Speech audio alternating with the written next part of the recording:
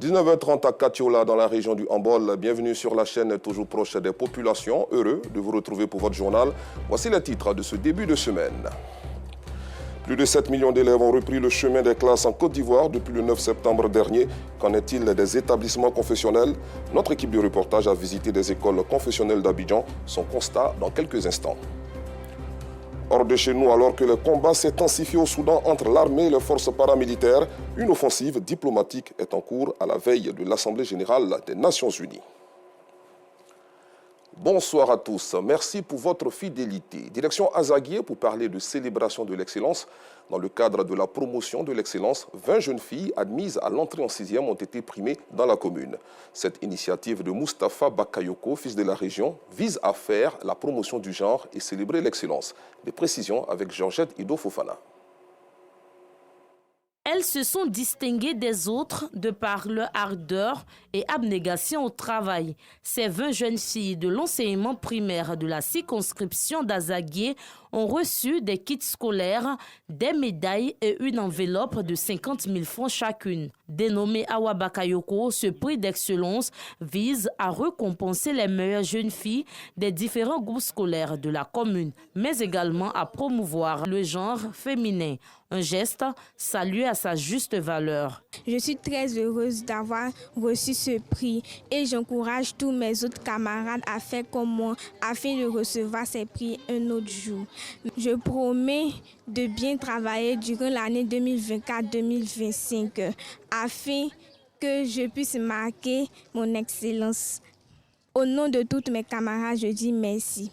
Pour cette 3e édition, à l'instar des élèves, des directeurs et présidents de COGES ont aussi été honorés. C'est un honneur d'abord et puis c'est pour le travail. Voilà. C'est pour nous amener à plus travailler, à faire plus d'efforts et puis mériter ce prix-là. Sans enseignant, il n'y aura pas de meilleurs élèves. Voilà. Donc c'est à juste titre que le donateur a décidé de récompenser, d'encourager les enseignants qui travaillent dans l'ombre pour ces meilleurs élèves que nous voyons. Selon Moustapha Bakayoko, opérateur économique et fils de la région de la Niébi-Tiassa, cette cérémonie de récompense vient aussi soulager les parents d'élèves en cette rentrée des classes. C'est une aide financière directe que nous donnons aux 20 meilleures jeunes filles qui ont eu l'entrée en 6e dans la circonscription d'Azaguié.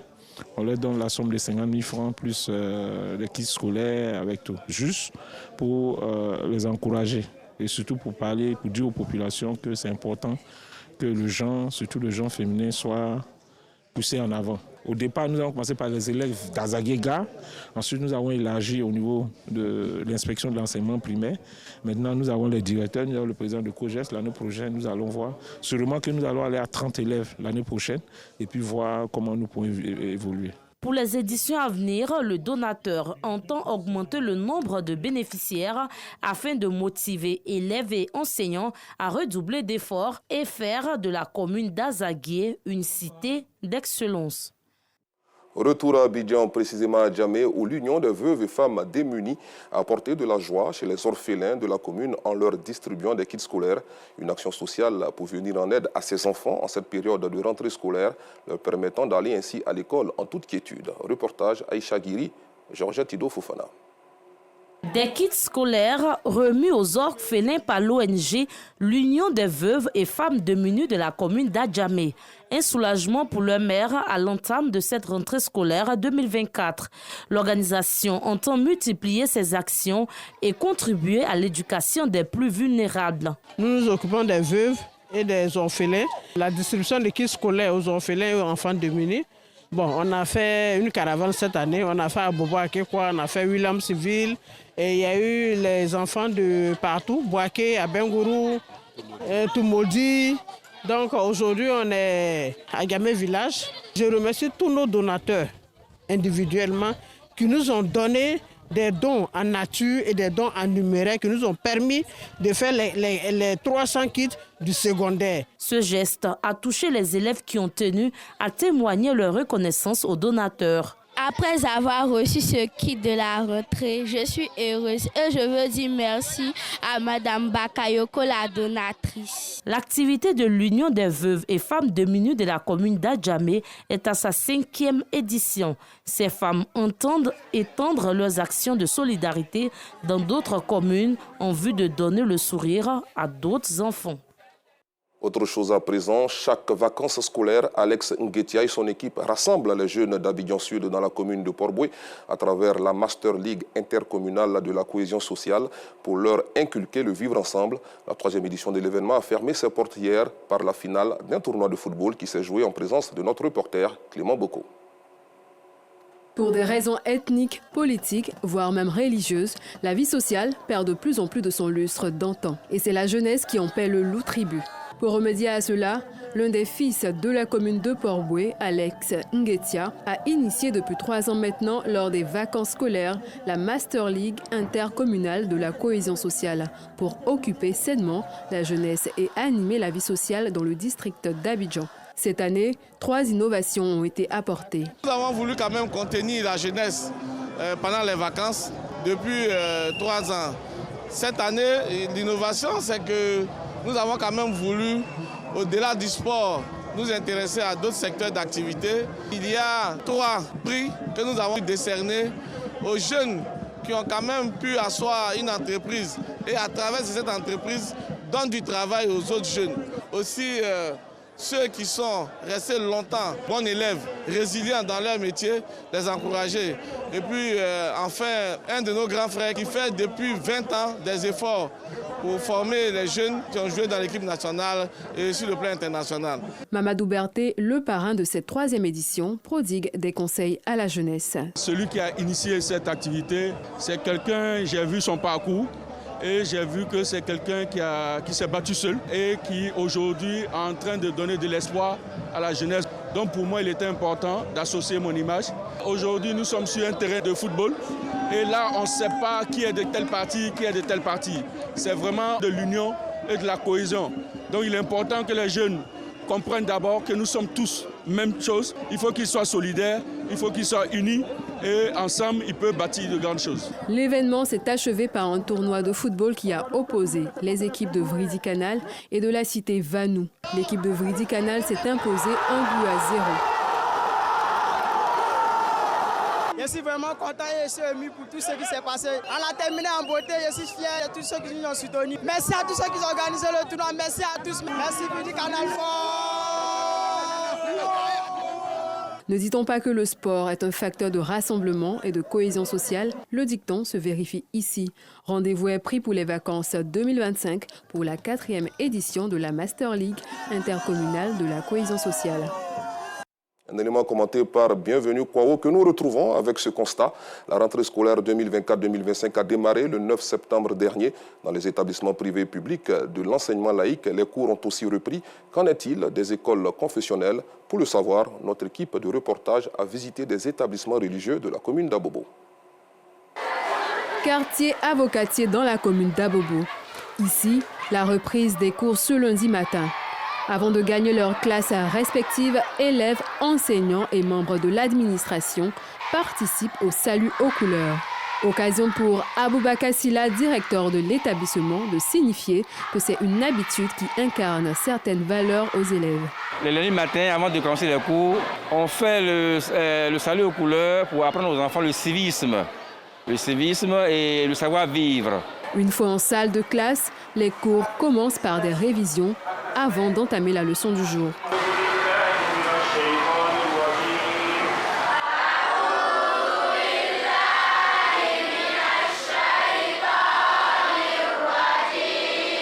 Nous sommes en notre 3e séance. Le niveau est très élevé.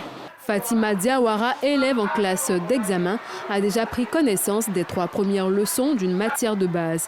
Elle promet d'honorer son école en fin d'année. On a commencé les cours se passent bien, les professeurs expliquent bien les cours. Je vais étudier pour arriver, pour être parmi les mieux. Pour s'assurer du bon déroulement des cours, Ahmad Silla, fondateur, passe en revue les classes. On a fait la réunion d'entrée avec les enseignants, après la réunion de Madame le ministre. Et puis on a donné nos principes par rapport à ce que l'État de Côte d'Ivoire nous demande. Et ce que nous-mêmes nous souhaitons par rapport aux écoles confessionnelles, comme directive, ça a été donné à tous les enseignants. Et je pense avec cette visite, je constate que les premiers conseils que nous avons donnés, ça a été bien assimilé. Dans cette autre école confessionnelle, toujours dans la commune d'Abobo, le collège des directeurs des études se rassure du bon déroulement des activités dans les bureaux, à la salle des professeurs et dans les salles de classe. Après quoi, le chef de la délégation donne des consignes. Nous voyons que depuis le début de l'inscription jusqu'au début des cours, on pense que tout se passe très bien. Les professeurs ils sont là, les élèves aussi sont aussi présents, tout va bien, les cours ont commencé et même d'autres professeurs ont commencé déjà les interrogations. Pour ce parent d'élèves, l'atmosphère est rassurante. Je suis arrivé, j'ai constaté que les élèves sont en classe, les professeurs sont en classe, ils donnent les cours. J'ai même visité quelques classes pour voir les professeurs, dire qu'il n'y a pas de problème. J'avais déjà les élèves dans la classe, j'étais très content. Depuis le démarrage effectif de la rentrée scolaire 2024-2025, le 9 septembre dernier, les cours ont repris aussi bien dans les établissements privés et publics de l'enseignement laïque que dans les écoles confessionnelles musulmanes. Tous sont à la tâche pour le strict respect du programme de l'année. À l'international, le 23 septembre de chaque année, depuis 94 ans, l'Arabie Saoudite célèbre son unification. Le 94e anniversaire du royaume a été célébré le samedi dernier dans la commune de Port-Bouët par le diplomate saoudien dans notre pays. Cette cérémonie a été l'occasion pour renforcer les liens d'amitié et de coopération avec la Côte d'Ivoire. Compte rendu, Théodore Zouzou. 23 septembre 1932, 23 septembre 2024. 94 ans que le Royaume d'Arabie Saoudite s'est unifié. Une date aussi considérée comme la fête nationale. Ici, en Côte d'Ivoire, cet anniversaire, le diplomate saoudien décide de le célébrer en compagnie des autorités gouvernementales, coutumières, religieuses et civiles, mais également en compagnie de ses compatriotes. Une façon d'exprimer les bonnes relations d'amitié et de coopération entre les deux pays. Je voudrais en cette soirée avec vous célébrer la journée nationale du Royaume d'Arabie Saoudite. Les liens entre les deux dirigeants et les deux peuples sont étroits. De nombreux frères ivoiriens ont fait des études en Arabie Saoudite au cours des 40 dernières années. Et la coopération dans le domaine de l'éducation connaît toujours un accroissement continu, à l'instar d'autres domaines de coopération entre les deux peuples. Le ministre des Transports, représentant son homologue des Affaires étrangères, adhère à cette commémoration. Amadou Koné n'a pas manqué de souligner les avancées enregistrées par la Côte d'Ivoire grâce à cette coopération. Au nom du gouvernement et au nom du peuple ivoirien, mes vives et chaleureuses félicitations. La Côte d'Ivoire et l'Arabie Saoudite ne cessent de développer et de renforcer leurs liens d'amitié et de coopération, comme en témoigne d'une part la récente visite de travail effectuée à Abidjan par M. Abdul Rahman bin Abdul Mohsen Al-Fadi, ministre de l'Environnement, de l'Eau et de l'Agriculture du Royaume d'Arabie Saoudite. Mesdames et messieurs, sur le plan économique et commercial, il convient de saluer la contribution du Fonds saoudien de développement pour la réalisation de plusieurs projets socio-économiques en Côte d'Ivoire.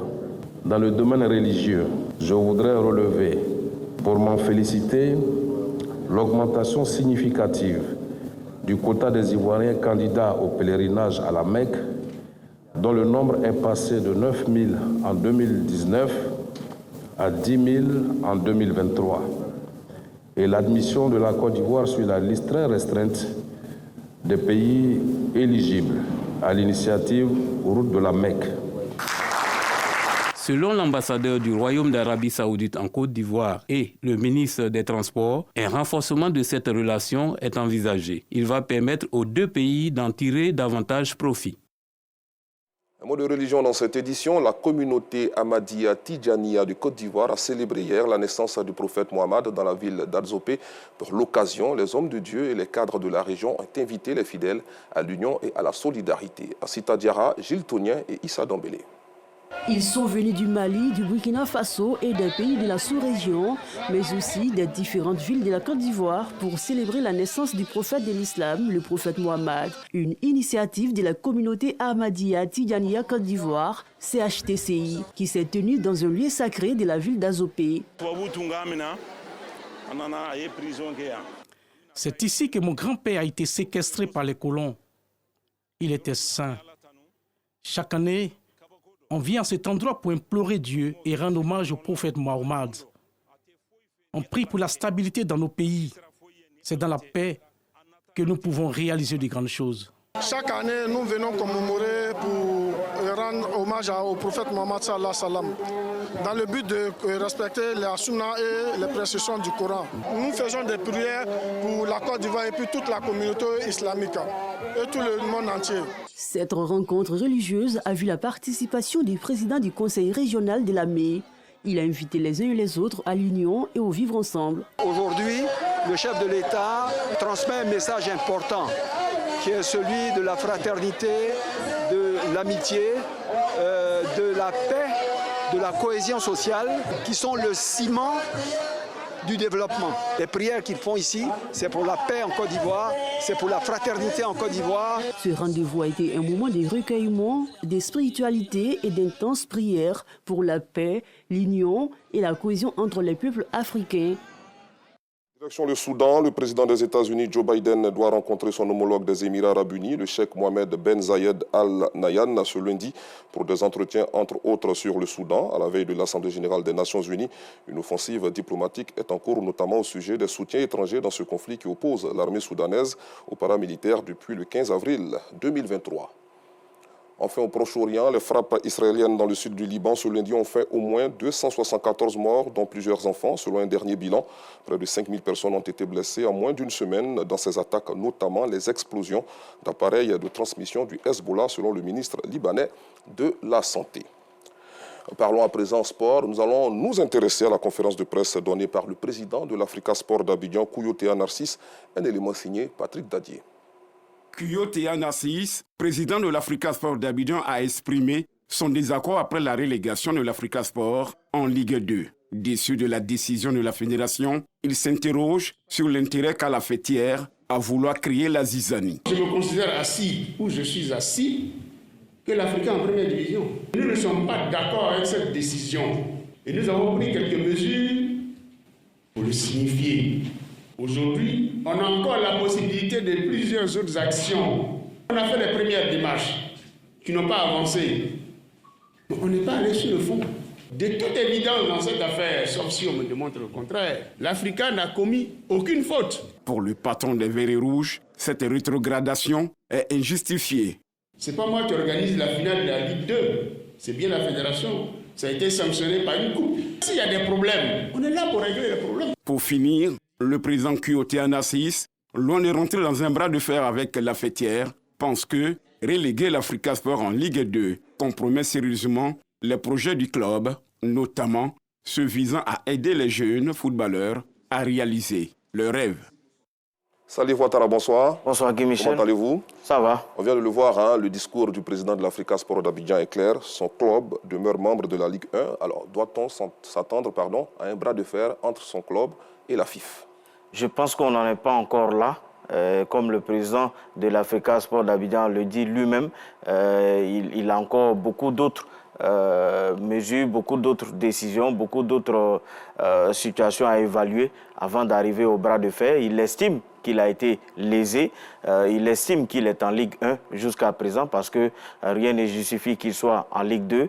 Je vois cette conférence de presse comme un cri du cœur de tous les acteurs de l'Africa Sport d'Abidjan, les dirigeants comme les supporters qui ont été vraiment surpris par cette décision de la Fédération ivoirienne de football. Maintenant, reste à voir concrètement ce que la Fédération dira. On sait que l'Africa a adressé un courrier aux dirigeants de la FIF leur demandant de convoquer une assemblée générale extraordinaire à laquelle tous les clubs vont participer et siéger sur le sort de l'Africa. Est-ce que l'Africa doit rester en Ligue 1? Est-ce que l'Africa doit aller en Ligue 2? Donc pour le moment, l'Africa se considère en Ligue 1 tant qu'il n'y a pas eu cette assemblée générale extraordinaire. Un feuilleton que nous allons suivre avec beaucoup d'attention. Absolument, puisque de toutes les façons, ça va rythmer quand même les semaines à venir au niveau du football local. Des nouvelles plus reluisantes pour terminer notre entretien. Compétition CAF, la SEC Mimosa et le Stade d'Abidjan poursuivent l'aventure africaine. Oui, c'était un bon point pour la Côte d'Ivoire puisqu'on était allé avec 4 clubs. Je dirais qu'on a fait 50% finalement avec l'ASEC et le Stade d'Abidjan qui se qualifie. L'ASEC pour la Coupe de la Confédération, le Stade d'Abidjan pour la Ligue des Champions.